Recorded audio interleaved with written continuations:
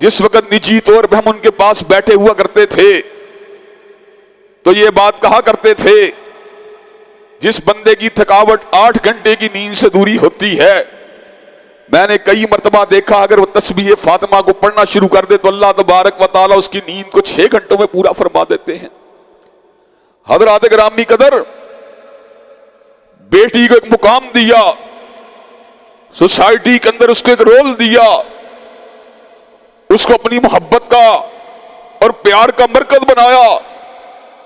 جائیداد میں اس کے حصے کو مقرر کیا، شادی کے موقع پر اس کی رائے کو اہمیت اور فوقیت دینے کا ذکر کیا، ولی کی اجازت کے ساتھ ساتھ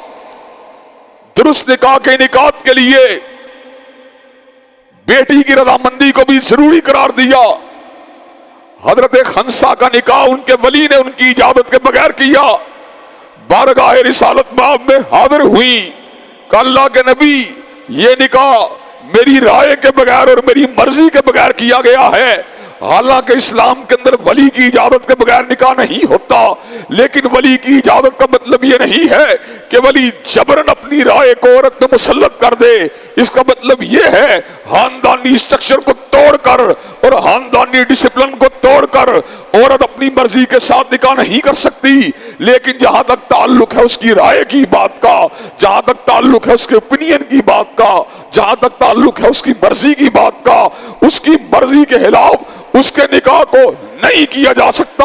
حضرت خنسا کے نکاح کو سید الاولین والآخرین نے فسخ فرما کر امت کے سامنے اس بات کو رکھ دیا، جب بھی بیٹی کی مرضی کے خلاف نکاح کیا جائے گا وہ نکاح جو ہوگا اس کو دوام نہیں مل سکتا۔